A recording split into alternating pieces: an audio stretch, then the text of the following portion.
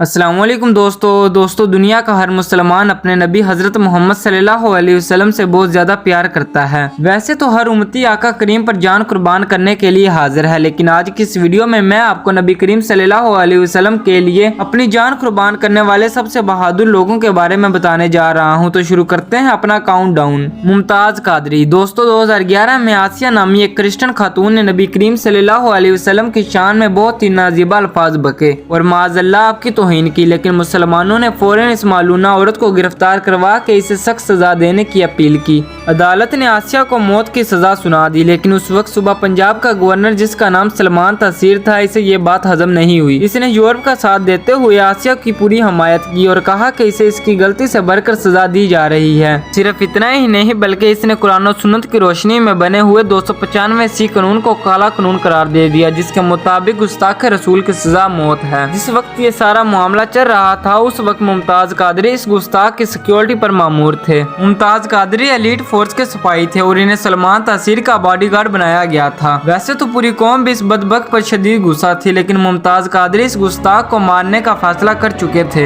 इन्होंने 4 जनवरी 2011 को इस्लामाबाद सहार मार्केट के बाहर सलमान तसीर को गोलियों से छल्ली कर दिया। इस गुस्ताखे रसूल को मारने के बाद मुमताज कादरी ने फौरन अपनी गिरफ्तारी दे दी। अक्टूबर 2011 को जज परवेज शाह ने आपको 2 मरतबा सजाए मौत और 2 लाख रुपए जुर्माने की सजा सुना दी और कहा कि आपने जो किया वो इस्लामी रूह से तो सही है, लेकिन मुल्की कानून के तहत आप इस सजा के हकदार हैं। इसके बाद मुमताज कादरी को फांसी देकर शहीद कर दिया गया, लेकिन ये आशिक़े रसूल आज भी सबके दिलों में जिंदा है। आमिर चीमा। दोस्तों 30 सितंबर 2005 में डेनमार्की अखबार में नबी करीम सल्लल्लाहु अलैहि वसल्लम की तौहीन अमेज कार्टून शाया किए गए और अल्लाह के रसूल की शान में गुस्ताखी की गई। इसके बाद मुसलमान काफी नाराज हुए, लेकिन कोई रद्द अमल नहीं हुआ। फिर जनवरी 2006 में यूरोप के 75 न्यूज़पेपर में इन कार्टून को दोबारा शाया किया गया और आका करीम सल्लल्लाहु अलैहि वसल्लम की शान में फिर से गुस्ताखी की गई। इस गुस्ताखी में जर्मनी का एक अखबार डीन वेल्ड भी शामिल था। आमिर चीमा, जिनका ताल्लुक पाकिस्तान के इलाके वजीराबाद से था,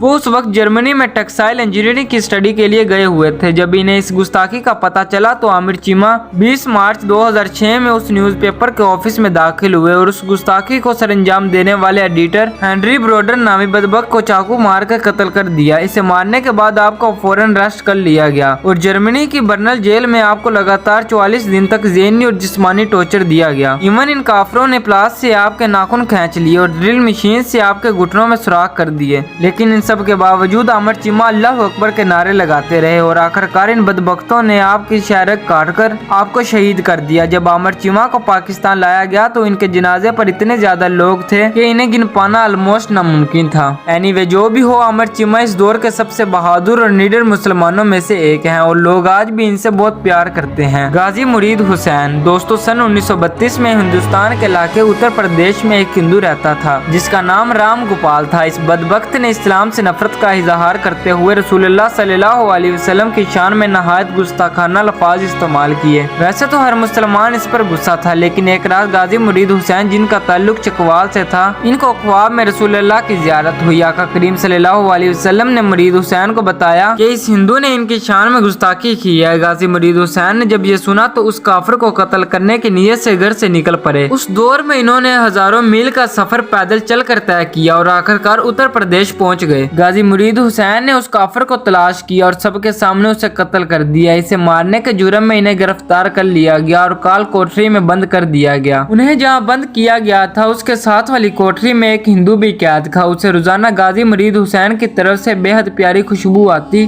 और बातों की आवाज भी सुनाई देती। एक दिन उस हिंदू ने गाजी साहब से पूछा कि आप किससे बातें करते हैं, तो इन्होंने कहा कि तुम कभी नहीं समझ सकते। असल में आका करीम सल्लल्लाहु अलैहि वसल्लम अपने इस गुलाम से मिलने के लिए तशरीफ लाते थे और गाजी साहब इनसे बातें करते थे। ये हिंदू इतना मुतासर हुआ कि इसने उसी वक्त इस्लाम कबूल कर लिया। अगस्त 1936 में गाजी मुरीद हुसैन को सजाए मौत देकर शहीद कर दिया गया था, लेकिन जब इन्हें कब्र के अंदर उतारा गया तो 11 दिन तक इनकी कब्र से शहद निकलता रहा। वेल, नामूस रसाले की खातिर अपनी जान कुर्बान करने वाले इस बहादुर को लोग आज भी याद करते हैं और इनसे मोहब्बत करते हैं। गाजी इल्मुद्दीन। दोस्तों सन 1929 में लाहौर के अंदर राजपाल नाम का एक सहाफी था। इसने एक बुक शाया की थी जिसमें इसने माज़अल्लाह नबी पाक सल्लल्लाहु अलैहि वसल्लम की शान में नहायत गुस्ताखाना लफ्ज़ इस्तेमाल किए और नाउज़ुबिल्लाह आका करीम का मजाक उड़ाने की कोशिश की थी। इस बदबख्त की हरकत पर मुसलमान शदीद गुस्से में आ गए और अंग्रेज अंग्रेजों से इसे सजाए मौत देने का मुतालबा किया, लेकिन उन्होंने सिर्फ इसे 6 माह की सजा सुनाई और फिर रहा कर दिया। मुसलमानों ने इसके खिलाफ काफी जुलूस निकाले, लेकिन अंग्रेजों ने इसे पकड़ने के बजाय मुस्लिम लीडर्स को ही गिरफ्तार करना शुरू कर दिया।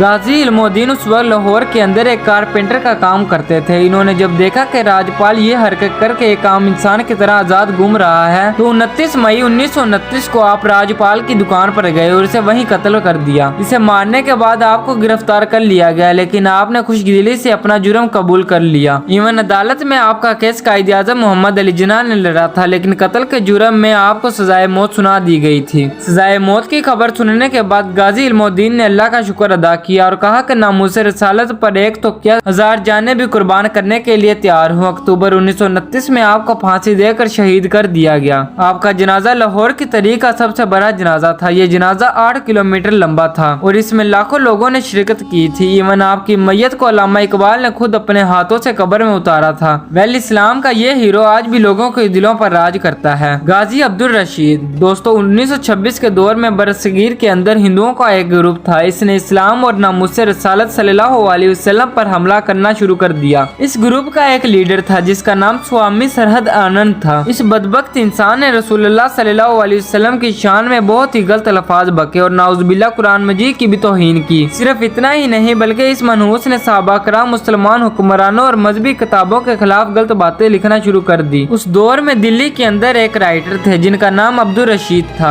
जब गाजी अब्दुल रशीद को इस बात का पता चला तो आपने एक गन ली और दिन दिहाड़े स्वामी आनंद के आश्रम में चले गए। जैसे ही आपने इस बदबख्त को देखा तो आपने गन निकाल कर उसमें मौजूद सारी गोलियां स्वामी आनंद पर फायर करके उसे कत्ल कर दिया। जब लोग वहां आए तो गाजी साहब गुस्से में इसे ठोकरें मार रहे थे। इसको मारने के बावजूद भी आप सीना तान के वहां खड़े रहे। जब इन्हें गिरफ्तार करके अदालत में पेश किया गया और उससे कत्ल करने की वजह पूछी गई तो आपने फरमाया कि मेरे ख्वाब में हजरत इमाम हुसैन रज़ियल्लाहु ताला अन्हु आए थे और उन्होंने मुझे नामूस रसालत के तहफ़्फ़ुज़ का हुक्म दिया, इसलिए इन्होंने सुबह होते ही उस बदबख्त को कत्ल कर दिया। खैर जज ने इन्हें फांसी की सजा सुना दी, लेकिन ये अपनी शहादत के लिए बिल्कुल तैयार थे। इमन गाजी साहब के आखिरी अल्फाज ये थे कि रसूलुल्लाह सल्लल्लाहु अलैहि वसल्लम का ये अदना गुलाम जान देने के लिए हाजिर है। 1930 के दौर में जब इनका जनाजा हुआ तो इसमें 1 लाख से ज्यादा अफराद शामिल थे। बहरहाल जो भी हो, ये उस वक्त के सबसे बहादुर आशिक रसूल में से एक हैं। सुल्तान सलाहुद्दीन अयूबी। दोस्तों सन 1180 के दौर में जब मिस्र, सीरिया और यमन के इलाकों पर सुल्तान सलाहुद्दीन अयूबी की हुकूमत थी तो उस दौर में करक के हुक्मरान रेनाल्ड ने हज पर जाने वाले एक काफिले को लूट लिया। मुसलमानों को लूटने के बाद इसने माज़अल्लाह रसूलुल्लाह सल्लल्लाहु अलैहि वसल्लम की शान में गुस्ताखी की और इसने कहा कि बुलाओ अपने मोहम्मद को मदद करने के लिए। जब ये बात सुल्तान सलाहुद्दीन अयूबी को पता चली तो इन्होंने रेनाल्ड से जंग करने का फैसला कर लिया। सन 1187 में सुल्तान सलाहुद्दीन अयूबी ने करक पर हमला किया और रेनाल्ड के 30,000 फौजियों को कत्ल करके इसे शिकस्त दे दी। जब रेनाल्ड को गिरफ्तार करके आपके पास लाया गया तो आपने इस बदबख्त से हज के काफिले के बारे में पूछा और कहा कि तुमने हमारे नबी को पुकारा था, लो बिन का एक अदना गुलाम आ गया है। सुल्तान सलाहुद्दीन अयूबी ने पहले इस बदबख्त को इस्लाम कबूल करने की दावत दी,